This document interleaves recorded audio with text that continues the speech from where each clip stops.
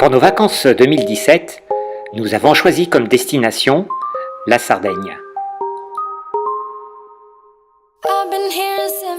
Le 3 septembre au matin, c'est enfin le départ, cap au sud-est, pour 600 km de petite départementale. Première étape à Méruès en Lozère.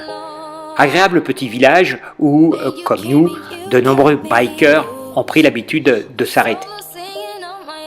Le lendemain, ne reste que 350 km, toujours de départemental, pour rejoindre le port de Toulon, où nous embarquerons presque immédiatement à bord du ferry, le Pascal Lota.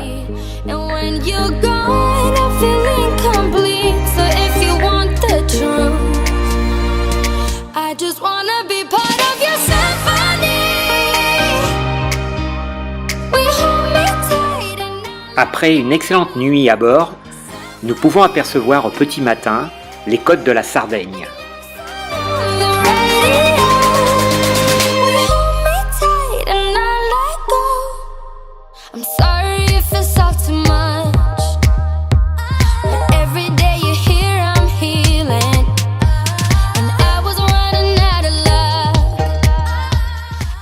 Nous débarquons au nord-est de l'île, au port de Golfo d'Aranci, où nous allons pouvoir prendre un cappuccino, comme seuls les Italiens savent le faire.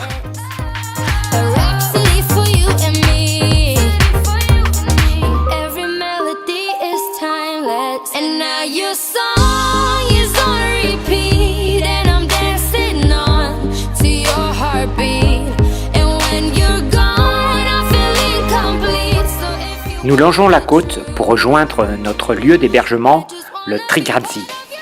Cet agricotourismo tout confort est situé à quelques kilomètres d'Alghero. Le temps de poser nos bagages et de piquer une tête dans la piscine, nous partons rejoindre Alghero pour dîner sur les remparts.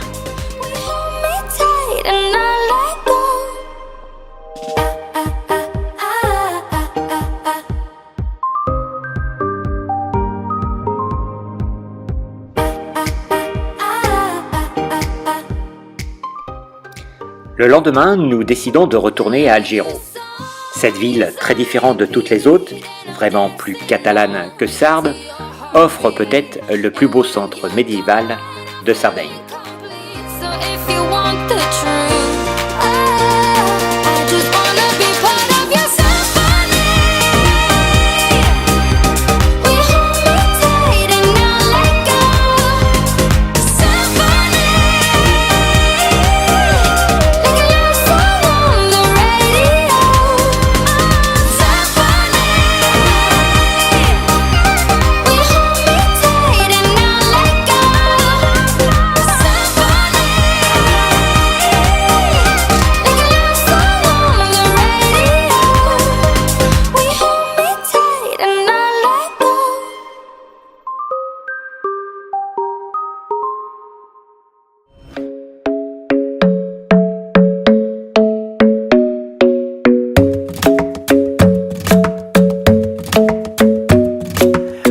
Isn't the best place to find the lovers, so the bar is where I go.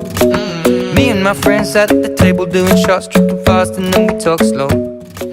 À une dizaine de kilomètres à l'ouest d'Alghero, c'est l'une des plus belles baies de Sardaigne, inscrite dans la vaste zone protégée de 5000 hectares du parc naturel régional dit Porteconte.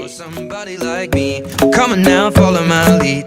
I may be crazy, don't mind me. Say boy, let's not talk too much. Grab on my waist and put that body on me. Come on now, follow my lead. Come on now, follow my lead.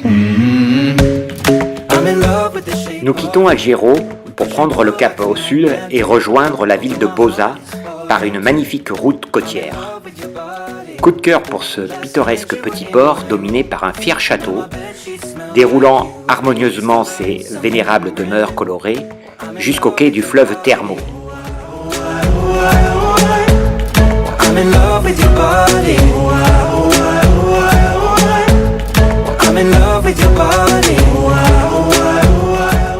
Nous arrivons en fin d'après-midi à l'île de Sonotoccio.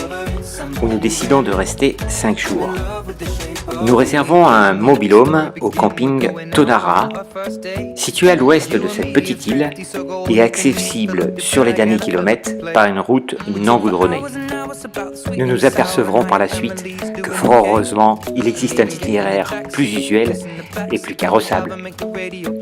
Notre première matinée sera consacrée à la visite de la capitale de cette île, au nom éponyme de San Otocho.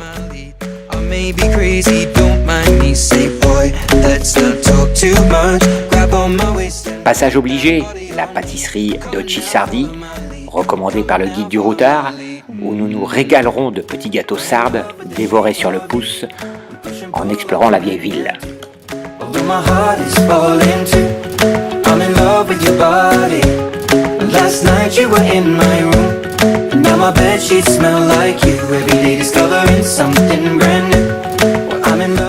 Un passage pluvieux annoncé par la météo nous a copieusement arrosé toute la journée de dimanche.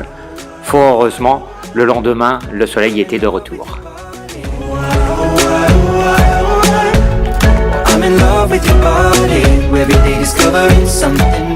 Partis en randonnée sur des sentiers au balisage plus qu'aléatoires, nous profitons de paysages sauvages où le tourisme de masse n'a pas encore sa place et où la nature est préservée.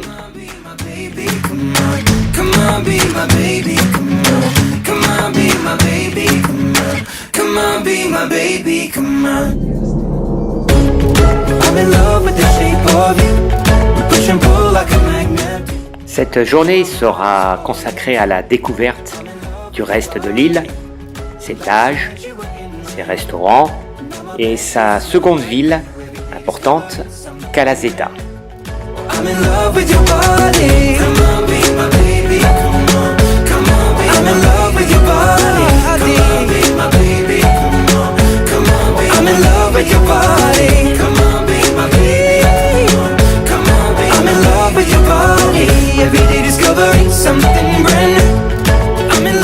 Shape of you.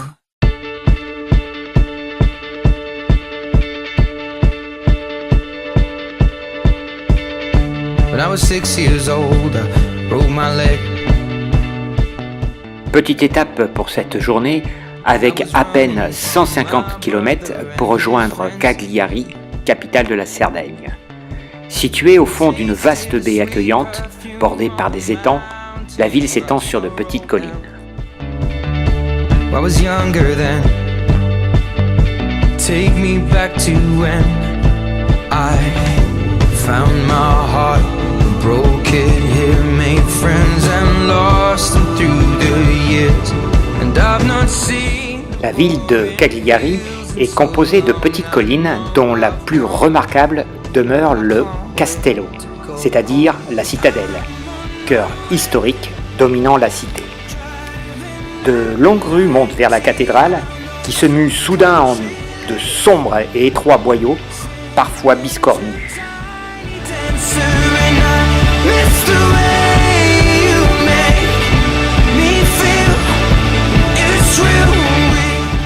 Pendant des siècles, le Piazza Palazzo fut le cœur, le moteur et la tête du pouvoir royal en Sardaigne. 15 years old. Après 2 nuits passées à proximité de Cagliari, nous reprenons la route en longeant la côte est. Nous nous posons au camping SOS Flores, à proximité de Tortoli, et là, bonne surprise, on nous attribue un mobil-home situé à proximité immédiate de la plage.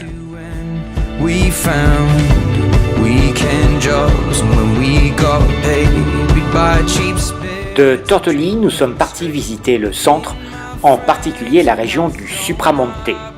Ce vaste massif calcaire est le royaume des ravins abrupts, des pics escarpés et le domaine de prédilection des chênes et des oliviers.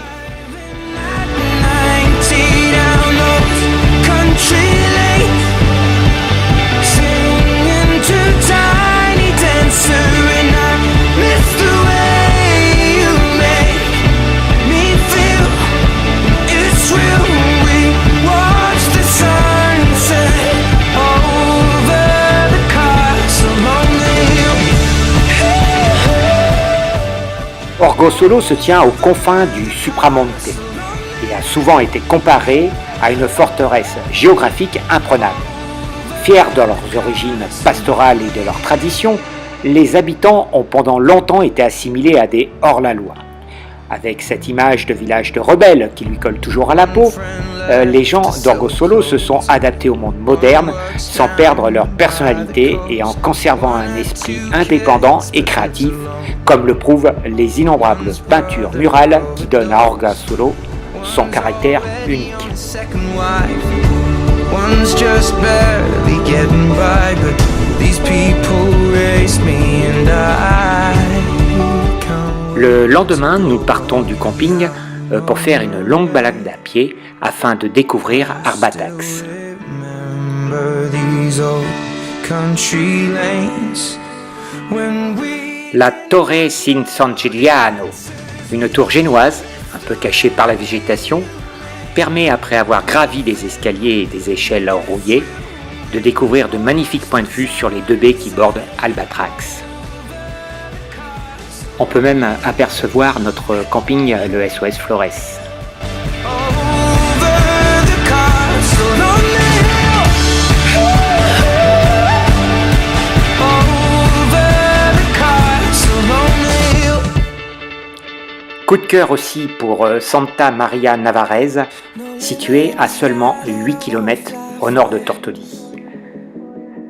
C'est une petite station balnéaire, encore à taille humaine, où rien ne défigure le paysage. Pas d'immeubles orgueilleux et prétentieux, juste des oliviers centenaires et des habitants qui vivent paisiblement au rythme du tourisme et des saisons. La plage, située au cœur du village, décrit un joli arc de cercle bordé par une ligne d'arbres et d'ombrage. There's no crime. Let's take both of our souls and intertwine when it Pour notre dernière étape en Sardaigne, nous empruntons l'Oriental Sarda, une route qui grimpe et descend tournicotant librement dans des paysages de montagnes rocheuses et de pitons calcaires. comes to you.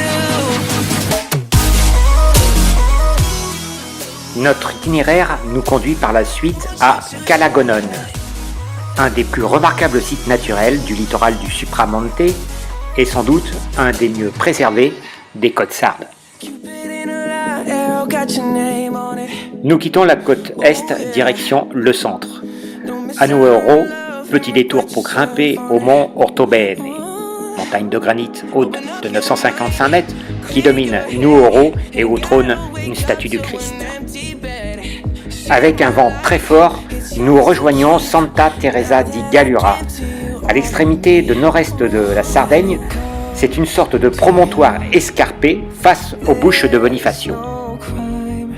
Let's take both of Notre camping, la Licia, où nous passerons nos 2 dernières nuits en Sardaigne, se situe à quelques kilomètres au sud de Santa Teresa di Gallura. Don't be blind. Watch me speak from my heart when it comes to you. Comes to you.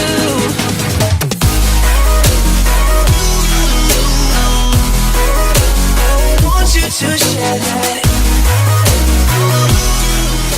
Le mercredi 20 septembre, direction Palo, pour embarquer vers l'archipel des îles Maddalena.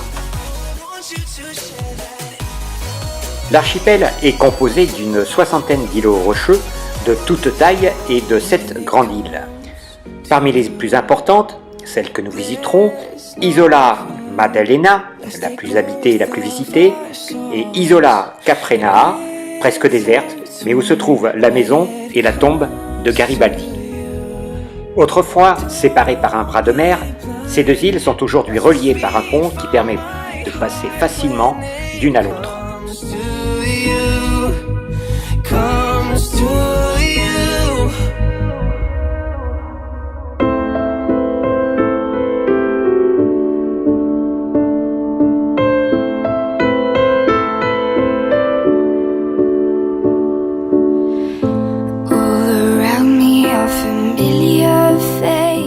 Notre séjour en Sardaigne se termine. Pour la dernière journée, nous décidons de visiter Castelsardo. Un charme incontestable et le plaisir d'arpenter ces pittoresques ruelles tortueuses avec une vue superbe sur la mer. The tears are filling up their glasses. No expression, no expression. Hide my head, I wanna drown my sorrow. No tomorrow, no tomorrow. I find it kind of funny, I find it kind of sad. The dreams in which I'm dying are the best I've ever had. Find it hard to tell you, I find it hard to take. When people run in circles, it's a very, very mad world. Nous continuons la route direction la pointe nord-ouest de la Sardaigne, plus précisément à Stintino. Mais l'heure tourne, et après avoir dégusté nos spritz, il est temps de nous rendre à Porto Torres pour embarquer sur notre ferry.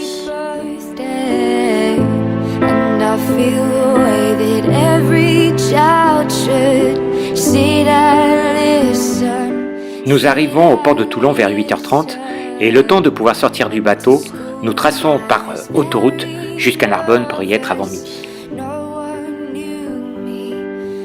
Attendu le lendemain midi à Bayonne pour un rassemblement moto, nous profitons quand même des petites routes du pays cathare et de quelques cols pyrénéens.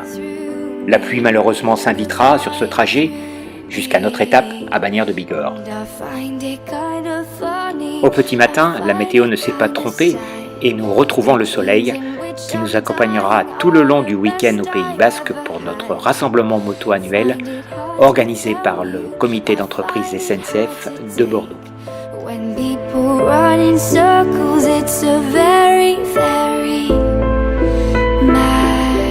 Nous y retrouvons donc tous nos amis ainsi que les distingués membres du motoclub Les Miocastors.